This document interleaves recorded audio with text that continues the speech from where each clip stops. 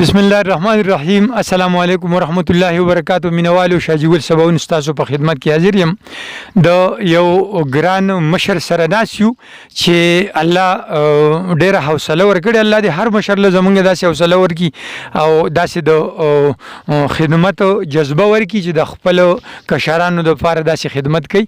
نو دنه تاسو کو چې دا د کم ځای دی او د سونه وخت نه د په دې باغونو کې کار کوي. السلام علیکم. وعلیکم السلام. رور ستا نوم دی؟ زما شریف الله نوم دی. شریف الله ته د کم ځای د کم علاقې؟ زه د کاټلنګ د علاقې. په کاټلنګ کې د کم ځای جی؟ په کاټلنګ کې د بابوزو کاټلنګ. د بابوزو کاټلنګ. شریف الله دلته د سونه وخت نه راځي او مزدوري کوي؟ دونه ډیر وخت نه زه راځم چې شل 22 کالو نه راځم داسې جی. او 1 روپۍ ورځ به وه.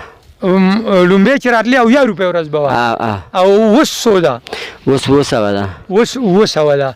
نو مینوالو دا ډېر غټ سټرګل دی چې یو مشر دومره په مهنت او په مشقت خپل ژوند تیری او په حلال رزق باندې لکه غواړي چې زه حلال رزق وګټم. نو دا ډېر د خوشحالۍ مقام دی. الله دې زمونږ د قام هر یو مشر داسې کی چې هغه خپل ژوند په حلال رزق سره تیری. نو شریف الله زمونږ مینوالو ته به سب وته پیش کی؟ پس دغه یو نظم به ورته پیش کړم. دا د کوم وخت نظم دی جی؟ په سویم کې به ته وایې چې تقریبا دا تا ته یاد دی؟ زه دویم ته شوم. خپلو ملګرو سره شریک کړه زموږ د مینوالو سره. تیز وایه.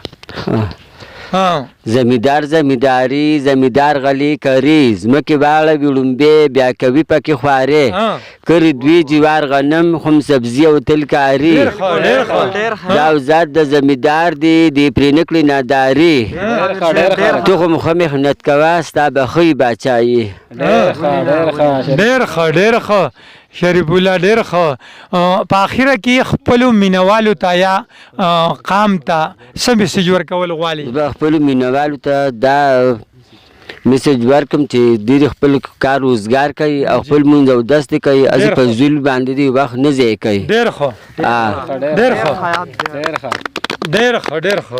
ګرانو مینوالو دا زمونږ شریف الله مشر دی چې تاسو د څو خبرې واورېدې. د دې پروګرام مقصد زمونږ دا دی چې زمونږ زلمي دي خاص کر د قامو زمونږ د قام زلمي دي خاص کر د دې مشر نه عبرت واخلي چې دوی په حیا عزت باندې خپل زندگی غواړي او حلال رزق ګټي.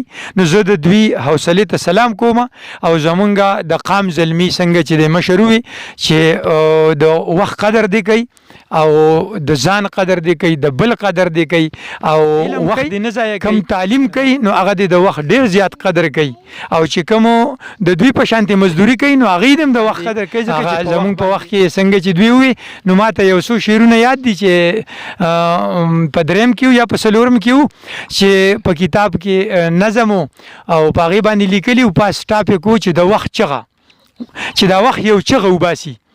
وخت وای چې لکه باد هسې تیریږم چاته څه ایسارېږم زه به ځم درنه په وړاندې که ته جاړې او که خاندې کار په وخت باندې په کار دی بیګاري همیشه خوار دی د کارداره سړي یار یم د بیکاره نه یریږم چاته څه ایسارېږم. نو ګرانو مینوالو الله مو ښاد او آباد لره زمونږ د ټول مجلس د طرف نه سلامونه قبول کوي. هر ځای چې ښاد اوسئ آباد اوسئ د ژوند واړه خوشحالۍ مو نصیب شه. السلام علیکم ورحمت الله وبرکاتہ.